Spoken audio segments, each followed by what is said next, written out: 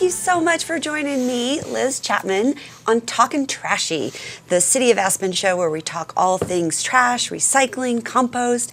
And I'm so lucky today to be joined by my colleague and boss, the Director of the Environmental Health and Sustainability Office, CJ Oliver. Thanks for having me, Liz. I'm really excited to be here today. I am excited too, but I'm kind of, I don't know whether to be excited or worried about our topic today. Maybe a little bit of both. Yeah, I think right? we really want to help inform the community about what's going on at the Rio Grande Recycle Center and what might be coming down the road, and give them a great opportunity to weigh in and make sure they're part of the future of that center for sure. So hopefully everybody will have an opportunity to get involved and have their voice heard and be part of what happens there next. Yes, and that reminds me, we want to be sure that people see the thing at the bottom of the screen that says aspencommunityvoice.com is where people can go. A lot of the information we're going to talk about today is posted there. You can take your time, look at it carefully. You can also fill out a survey, leave questions, and we will answer them. You can just make comments. What are your ideas about recycling? And so the main thing that we're talking about today is the Rio Grande Recycle Center. Absolutely, and again, it's really important that folks take advantage of this opportunity that you had mentioned on Aspen Community Voice to go in and make sure their voice is heard. They can contact us. We'll have pop-up events and different things throughout the course of the next couple of months, but that Aspen Community Voice survey and opportunity to ask questions and see info is kind of the hub of all of this information. Right, because City Council is going to make a decision based on the Board of County Commissioners' decision earlier this year to cease funding all of the public drop-off centers for recycling, except for I should point out, except for the one at the landfill. The one at the landfill is going to stay open, but all the other ones, the one in Redstone, the one in Aspen, the partnership they had with Waste Management and Basalt, those are all no longer going to be funded. And the big one really is the Rio Grande Recycle Center that lives in Aspen, and Aspen has to figure out, now that the county's not paying for it, what do we want to do? Absolutely. Yeah, we've got some important choices in front of us to figure out how much this community values having an in-town drop-off center, what they want that in-town drop-off center to look like. If we're going to continue to have one moving forward, does it look like it does today? Are we going to switch it up and collect different materials? There's a lot of really important decisions to make coming up in the next few months, for sure. Well, you have been in Aspen longer than I have, and you are a little more familiar than I am, actually, with Aspen has a pretty long history of being very proactive with recycling, waste diversion. One of the things when I dug into the Aspen Historical Society archives is I found back in the 50s, when we were just starting to grow as a destination, we had a lot of spots in town which were a mess, basically. They were just dumping grounds. People weren't very mindful. Absolutely. Yeah, it's interesting to look at some of the old pictures. There's a picture of the Red Onion with a big pile of trash just kind of sitting in the street beside it. And even the original kind of early days of the location where we now have the Rio Grande Recycle Center was basically an informal dump that people would just come and leave their stuff, and it's basically a landfill with no hole. You're not filling much up if you're. It's just a land spot. Became a land mass. Yes. And so in the 70s, Aspen started a whole program with Captain Clean. Yeah. That was kind of the infancy of this. Well, there was probably some movement ahead of that time, but in the 70s, Aspen really began to take a very progressive approach to how we handle waste and a number of other environmental topics. But waste in particular was one of the things that was kind of on the forefront of where Aspen was already beginning to look for a leadership role. And that's where what we know now is the Rio Grande Recycle Center started to become a more formal center. And when I say more formal, I mean that in the loosest way you can use the word formal. Instead of it just being a loose place, a spot where people would know, like if I'm looking for an old wagon, there might be one. They actually put out some bins, and the county would go and pick up recyclables, correct? Yes. And then take them away. And from the 80s to the 90s, recycling paid for itself. A lot of people are under the misunderstanding that recycling has been a moneymaker. Absolutely, it's never really been a moneymaker. No one's ever become rich off of recycling all by itself. No, but it used to pay its way. You used to be able to sell what you collected to cover the cost of collecting it. And during that time, that's when the county started to get involved with Aspen's Recycle Center. But that Recycle Center as I understand it, again, this was a little before my time, but it started to creep back into that dumping ground that it was before the 70s, yeah? It did, yeah. The bins became larger, Yeah. so the spaces between the bins also became larger. A nice place to put something like an old couch or a television, microwave, refrigerator. Because that's where those things go, or Right. in between bins, In between right? bins. The recyclables went into the recycling bins, and then the non-recyclables just were slid in between the bins for Because disposal. Then no one will notice it if it's, is that like when my husband cleans the bathroom? If he doesn't, Yes. if he just pushes it behind the toilet, it's fine. Who looks back there? No, silly women like myself. So I know that in 2010, before I was with the city, but I had moved to the community by then, the city council at that time decided, you know what, we want to take recycling seriously.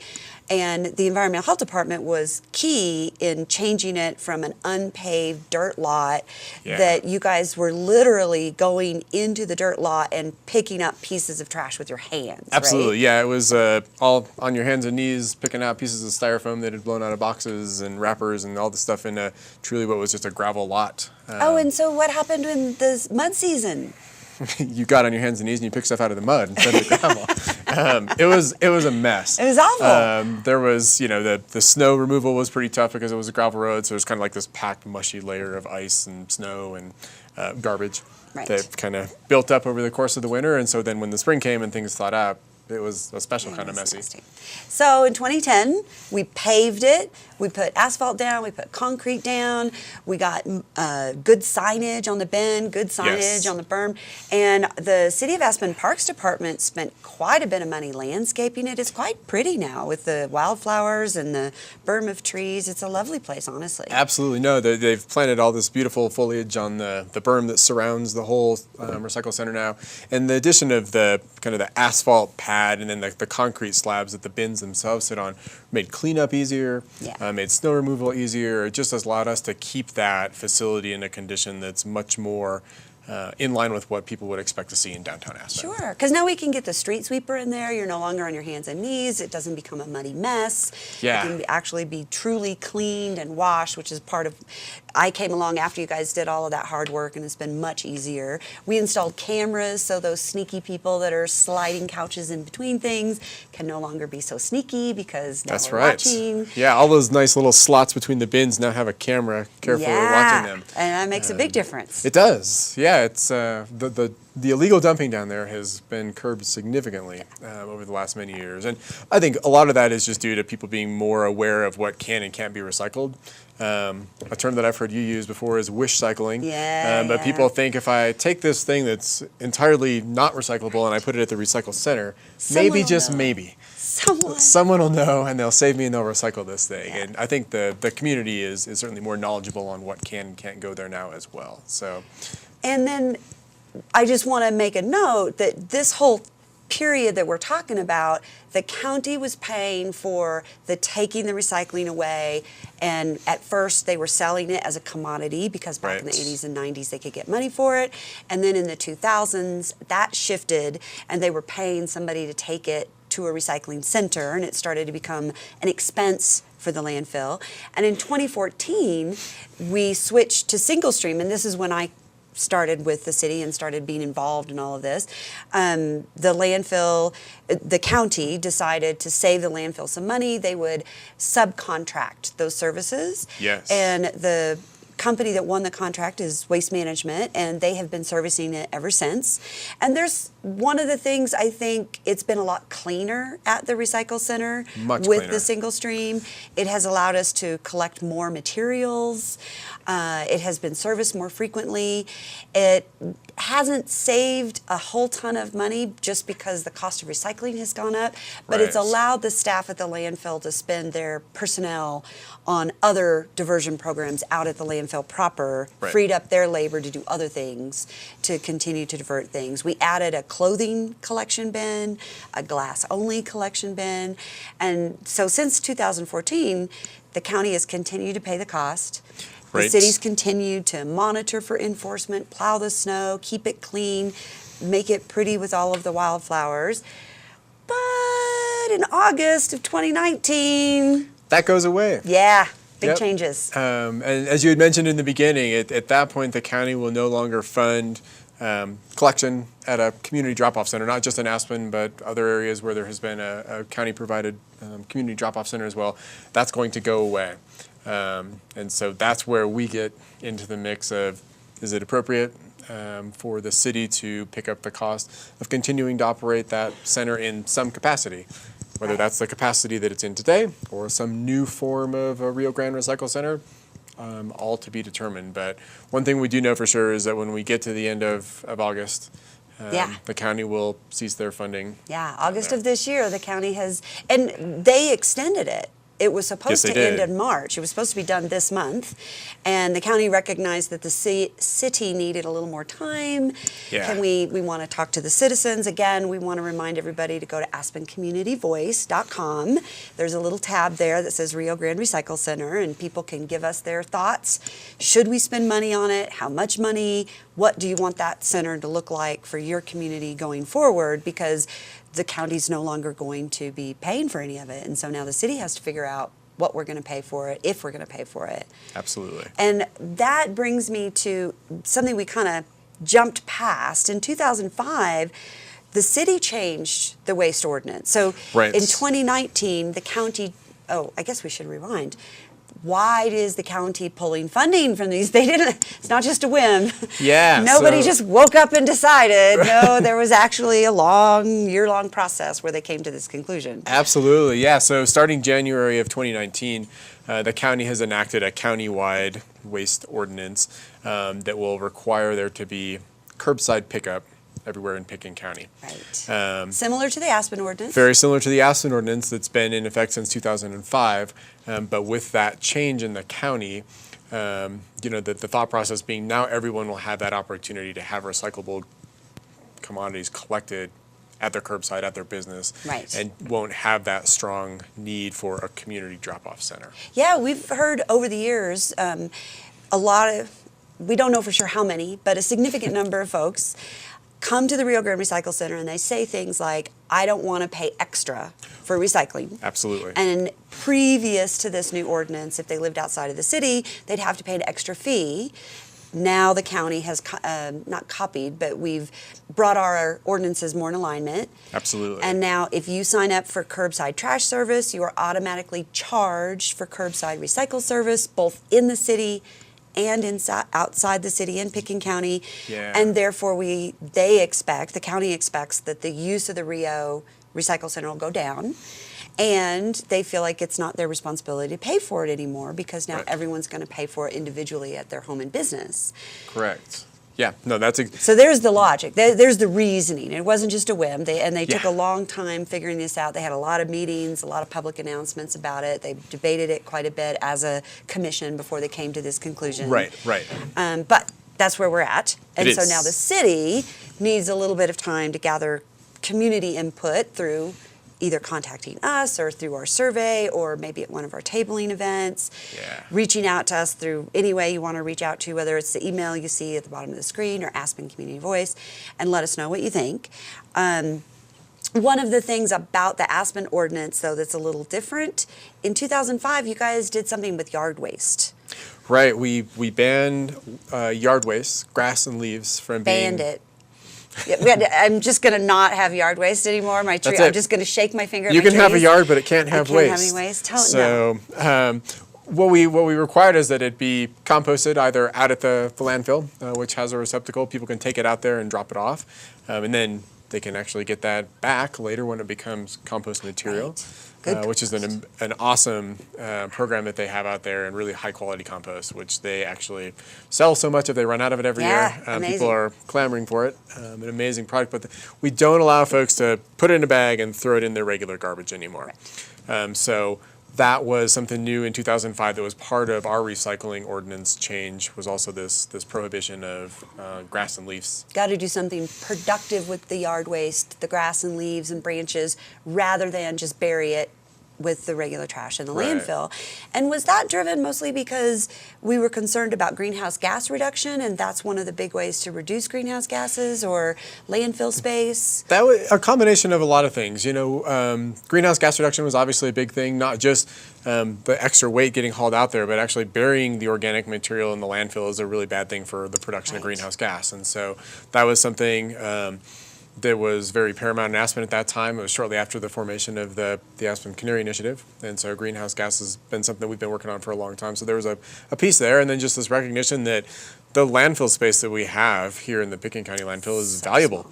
There's not a whole lot of it left. So everything that we can do to save that space for things that have no Right. other use or end, we really want to save it for that and not put things like grass and leaves, which can take up quite a bit of space. Yeah, they can. We've got some pictures of what it looks like when the leaf bin at the Rio Grande Recycle Center is full. Yeah. And people, unfortunately, leave their stuff on the ground, which, don't do that. But there's so much of it. And since 2005, the city has offered these seasonal. So we offer grass clippings at the Rio Grande Recycle Center for about 6 weeks. And then in the fall, we collect leaves for 6 to 7 weeks. Right. And then in the winter, we collect Christmas trees all through January, eking into February a little bit. Right. And one of the questions that people can talk about on Aspen Community Voice is, should we reconsider that in Aspen? Perhaps we should change the way the Rio works and make yard waste something that you can drop off year-round instead Absolutely. of just a seasonal thing. For sure, and those are the kinds of things that we really want to take this and use it as an opportunity to say, hey, we've done, we did certain things in the 50s, we piled our trash in front of the Red Onion, and then in the 70s we loosely threw it in a space down that became the Rio Grande Recycle Center, which became nicer and nicer and nicer. And now we're kind of at another one of those crossroads, like what Yeah. do we want to use that space for? Right. And something, that we hear a lot in our department is a request for, I wish there was a place in town where I could drop off compost material.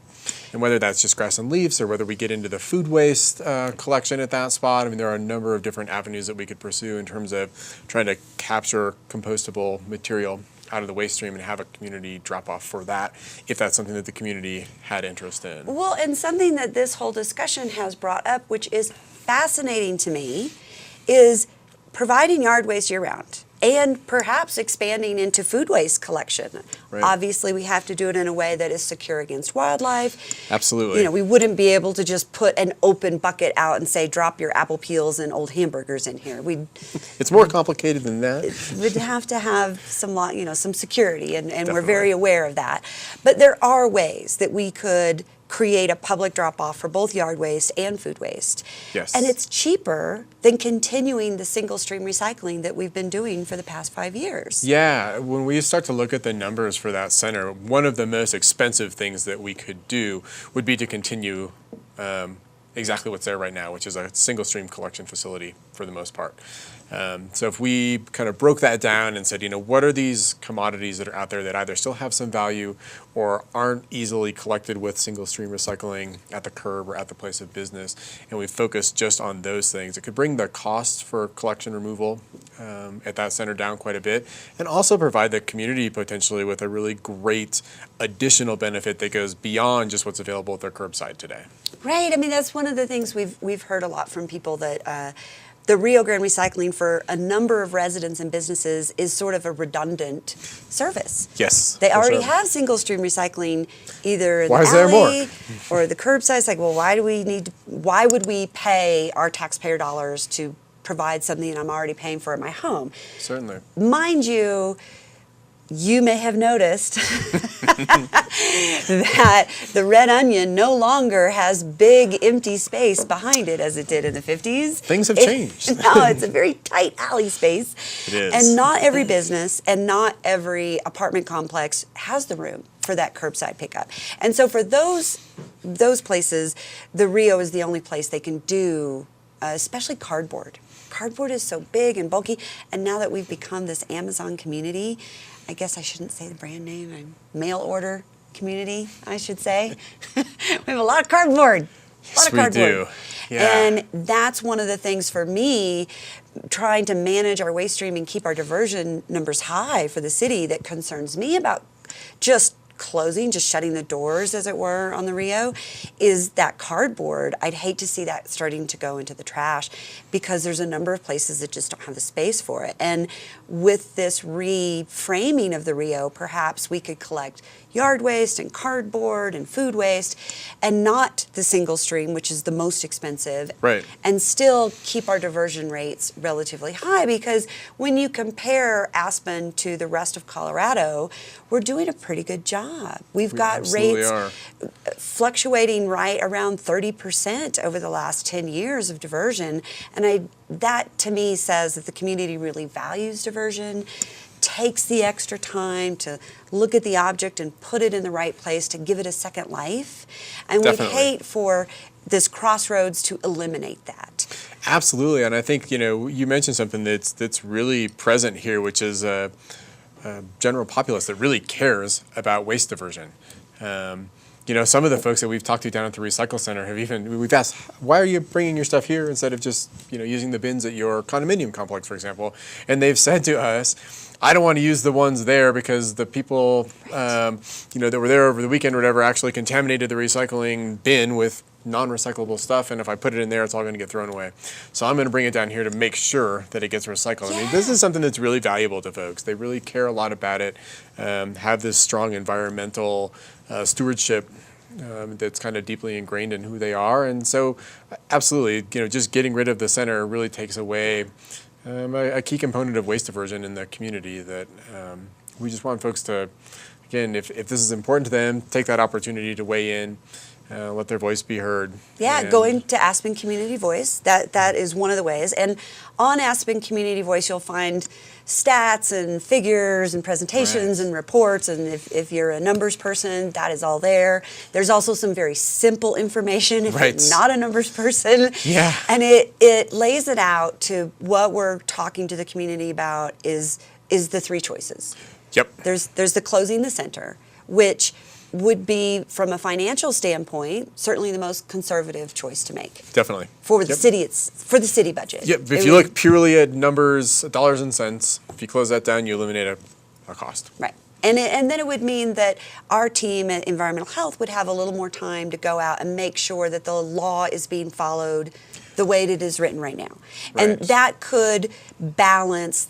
So when I said I want to keep our diversion rate high, well, maybe if we spent more time out pounding the pavement, knocking on doors, we could keep the diversion rate up. I doubt it'll stay at this 30% without that Rio. Yep.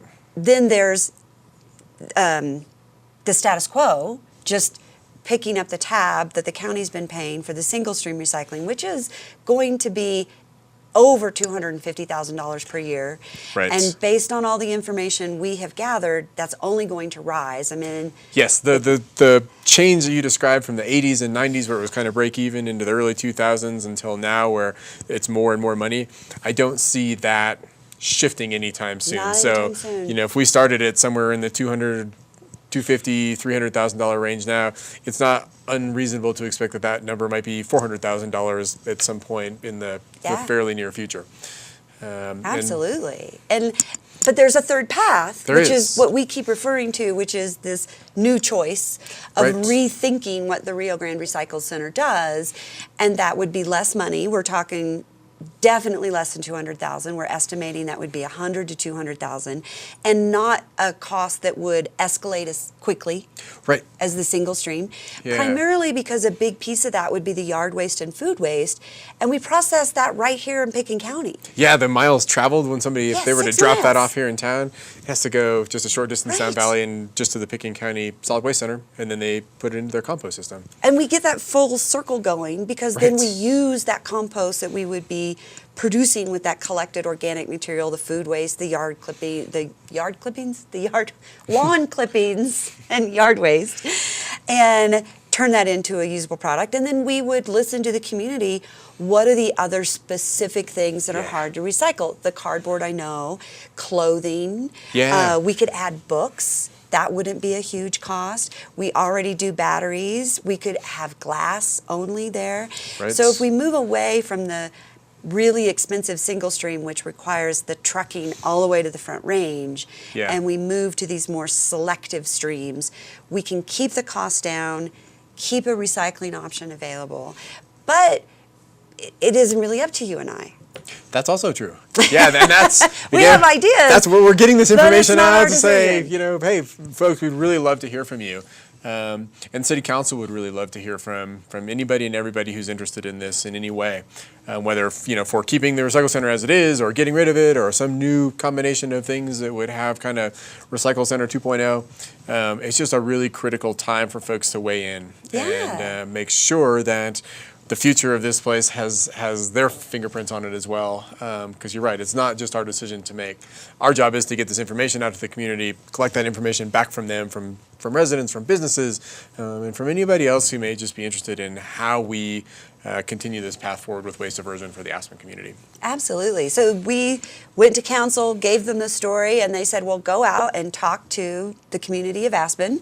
And so we asked everybody to go to aspencommunityvoice.com, and there's information there, there's a survey, there's a question and answer. You can also just leave a comment. You could also reach me at liz.chapman@cityofaspen.com. I will take your emails. If you don't have time to go to that webpage, you can just fire off your thoughts to me. You can give me a call at 970-429-1831 or liz.chapman@cityofaspen.com, or please go to aspencommunityvoice.com, click on the Rio Grande Recycle Center tab, learn more about this topic, and let your voice be heard. Thank you so much for joining me on Talkin' Trashy, and we'll see you next time.